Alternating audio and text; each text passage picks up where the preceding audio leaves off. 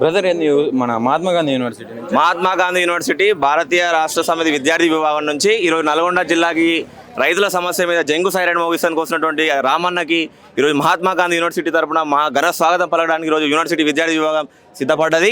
ఈరోజు మహాత్మా గాంధీ యూనివర్సిటీలో కాకుండా రాష్ట్రంలో ఉన్నటువంటి 10 యూనివర్సిటీలకు కాంగ్రెస్ పార్టీ ఏ విధంగా అయితే హామీలు ఇచ్చిందో ఆ హామీలు నిలబెట్టుకోవడానికి ప్రభుత్వం తరఫున మా తరఫున ప్రతిపక్షాన్ని తరఫున ప్రభుత్వాన్ని ప్రశ్నించడానికి విద్యార్థులకు ఇచ్చినటువంటి అనేకమైనటువంటి హామీలతో పాటు యూనివర్సిటీలో ఉన్నటువంటి విద్యారంగ సమస్యల మీద ప్రభుత్వంపై పోరాటం చేయడానికి ఈరోజు మా విద్యార్థి లోకం సిద్ధపడ్డది. ఈరోజు మహాత్మా గాంధీ యూనివర్సిటీలో ఉన్నటువంటి విద్యార్థి లోకం మొత్తం కూడా యూనివర్సిటీలో జరిగేటువంటి అవినీతి అక్రమాల మీద, విద్యార్థుల మీద జరుగుతున్నటువంటి భౌతిక దాడుల మీద, విద్యార్థుల మీద అక్రమ కేసులు పెడతా ఉన్నారు. దాని దృష్టిలో ఈరోజు రామన్నకి మా సమస్యలు చెప్పడానికి ఇక్కడ ఘన స్వాగతం ఏర్పాటు చేయడం జరిగింది.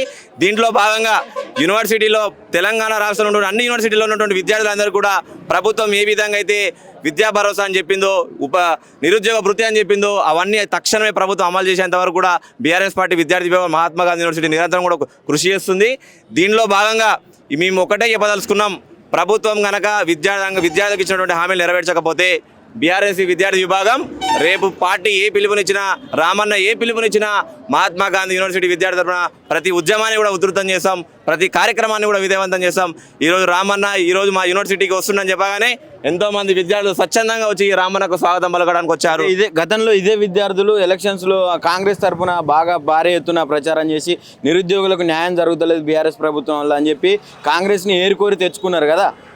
ఈ రోజు నిరుద్యోగులు ఎవరైతే ఏరికోరి తెచ్చుకున్నటువంటి నిరుద్యోగులు అయితే ఉన్నారో ఆ రోజు రామన్న ఉన్నప్పుడు ఎన్నో పరిశ్రమలు, ఎన్నో కార్యక్రమాలు తీసుకొచ్చాడు. ఉదాహరణకు మన నల్గొండలో ఉన్నటువంటి ఐటీ హబ్ ఈరోజు రామన్న ఉంటే మరి మహాత్మా గాంధీ యూనివర్సిటీలో చదువుకున్నటువంటి ఎంతోమంది విద్యార్థులకు ఇప్పటికి కూడా నైట్ షిఫ్ట్లో మన ఐటీ టవర్లో పనిచేస్తూ ఉన్నారు. కావాలంటే మీరు తెలుసుకోండి, ఏ విద్యార్థులు అయితే ప్రభుత్వాన్ని వద్దనుకున్నారో అదే ప్రభుత్వాన్ని మళ్ళా రామన్న రావాలి, రామన్న వస్తేనే మా విద్యార్థుల భవిష్యత్తు మంచిగా ఉంటుంది, అనేక రంగమైనటువంటి పరిశ్రమలు తీసుకొచ్చి ప్రత్యక్షంగా పరోక్షంగా ఇక్కడ ఉన్నటువంటి విద్యార్థి లోకానికి పూర్తిగా కూడా ఎన్నో ఉద్యోగ అవకాశాలు కల్పించడానికి మరి రామన్న కృషి చేస్తా ఉన్నాడు.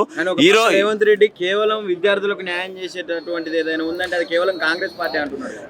విద్యార్థులకి కాంగ్రెస్ పార్టీ వచ్చిన తర్వాతకి ఈ రోజు వరకు కూడా ఏ రోజు కూడా ఒక్క రూపాయి కూడా యూనివర్సిటీలకు వీసీలని తప్ప ఈ రోజు ఎంతవరకు కూడా ఒక్క రూపాయి కూడా పెట్టినటువంటి పాపాన పోలేదు. ఈ రోజు మహాత్మా గాంధీ యూనివర్సిటీలో ఉన్నటువంటి వీసీ కూడా కాంగ్రెస్ ప్రభుత్వం నియమిస్తూనే వచ్చాడు. మరి ఇక్కడ ఎలాంటి పనులు చేపడుతున్నాడో ఒకసారి మీరు ఆలోచించండి. గతంలో మహాత్మా గాంధీ యూనివర్సిటీలో 2016లో ఇదే వీసీ ఉన్నప్పుడు 100 కోట్ల అభివృద్ధి కార్యక్రమాలు ఆ రోజు టీఆర్ఎస్ ప్రభుత్వం జగదీశ్వర్ నగర్ నాయకత్వం, కిషోర్ నగర్ నాయకత్వంలో యాంపీ థియేటర్ కానీ, వీసీ గెస్ట్ హౌస్ కానీ, హెడ్ క్వార్టర్స్ కానీ, ఇంజనీరింగ్ బ్లాక్ కానీ, యాంపీ థియేటర్ కానీ, ఎగ్జామినేషన్ బ్రాంచ్ కానీ సుమారు 100 కోట్ల రూపాయలతోటి ఈరోజు ఈ కార్యక్రమాన్ని చేపట్టారు. కావున ఈరోజు విద్యార్థి విభాగం ఒకటే చెప్తా ఉంది, ఈరోజు టీఆర్ఎస్ పార్టీ ఏదైతే బీఆర్ఎస్ ఉందో రామన్న ఏ పిలుపునిచ్చినా మేము యుద్ధానికి సిద్ధమైనట్టే ఉంటాం. ప్రభుత్వం ఇచ్చినటువంటి మోసపూరిత హామీలను చూసి ఈరోజు విద్యార్థులు కూడా తీవ్రంగా వ్యతిరేకిస్తున్నారు. చూడండి, 5 లక్షల కార్డు ఇస్తా అని చెప్పి ఏ ఒక్క వ్యక్తి కన్నా ఇచ్చాడా, నిరుద్యోగ భృతి ఇచ్చాడా, ఏది ఇచ్చాడా అనేది మీరే ఆలోచన చేయండి. ఈ రోజు విద్యార్థులకు అన్ని రకాలుగా అన్ని ఇస్తే ఇంతమంది విద్యార్థులు ఇక్కడ సమీకరణ అయితే కానేటువంటి విషయం. ఎందుకంటే వాళ్ళు స్వతంత్రంగా వచ్చారు మా రామన్నకి యూనివర్సిటీలో ఉన్న ప్రాబ్లమ్స్ చెప్పడానికి, అదేవిధంగా యూనివర్సిటీలో ఉన్నటువంటి విద్యార్థులకు ఏదైతే సమస్యలు ఉన్నాయో మేము మా రామన్న దృష్టికి తీసుకుపోతే ఈరోజు మనం చూసుకుంటే యూనివర్సిటీలకి వీసీలు ఉన్నారు కానీ తెలంగాణ రాష్ట్రానికి విద్యాశాఖ మంత్రి లేడు. ఈ విద్యాశాఖ మంత్రి లేకపోవడానికి గల కారణం ఏంటంటే రేవంత్ రెడ్డి నియంతృత్వ పాలనే మనకు ఉదాహరణగా కనిపిస్తూ ఉంది. బ్రదర్, ఇప్పుడు ఏదైతే విద్యార్థులు ఇప్పుడు కేటీఆర్కి స్వాగతం పలకడానికి ఇక్కడ వచ్చారో ఇదే విద్యార్థులు గతంలో కాంగ్రెస్ని గెలిపించడం కోసం చాలా కృషి చేశారు. మళ్ళీ ఎందుకు ఒక్కసారిగా కేటీఆర్కు స్వాగతం పలకడానికి ఇట్లా? ఇప్పుడు స్టూడెంట్స్కి చాలా అన్యాయం జరిగింది కాబట్టి కేటీఆర్ని స్వాగతం పలికింది. ఇంతకుముందు కేటీఆర్ ఉన్నప్పుడు జాబ్లు వేసిరు, స్టూడెంట్స్ అర్థం చేసుకోలేదు. ఇప్పుడు వాళ్ళకి అర్థమైంది కాబట్టి మళ్ళీ కేటీఆర్ మన టీఆర్ఎస్వి ప్రభుత్వం కావాలని బీఆర్ఎస్వి ప్రభుత్వం కావాలని కోరుకుంటుంది ప్రజలు. ఇంతకుముందు అవి ఇప్పుడు కేటీఆర్ ఆగానే జాబులు నిలిచిన అంటుంది కానీ అది టీఆర్ఎస్ ప్రభుత్వం బీఆర్ఎస్వి ప్రభుత్వం ఉన్నప్పుడే ఆ జాబులు లేరు.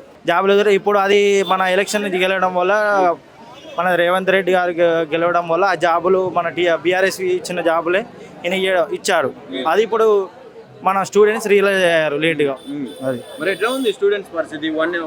మన 14 నెలల కాలంలో ఎట్లా ఉంది కాంగ్రెస్ వచ్చిన తర్వాత ఆ యూనివర్సిటీల పరిస్థితి కానీ, ముఖ్యంగా యూనివర్సిటీలలో ఉన్నటువంటి విద్యార్థుల పరిస్థితి?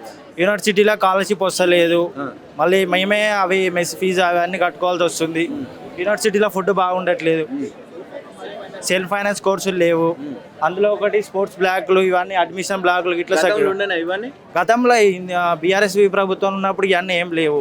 ఇప్పుడు స్కాలర్షిప్ కానీ మొత్తం సెల్ఫ్ ఫైనాన్స్ కోర్సులు కానీ ఇవన్నీ మేమే పే చేయాల్సి వస్తుంది. ఈ ఫీజులు ఇట్లా అన్నీ మేమే కట్టాల్సి వస్తుంది. ఇప్పుడు ఇవన్నీ స్పోర్ట్స్ బ్లాక్ అయితే యాంప్ థియేటర్ అయితే ఇవన్నీ అవి ఓపెన్ చేయలేదు.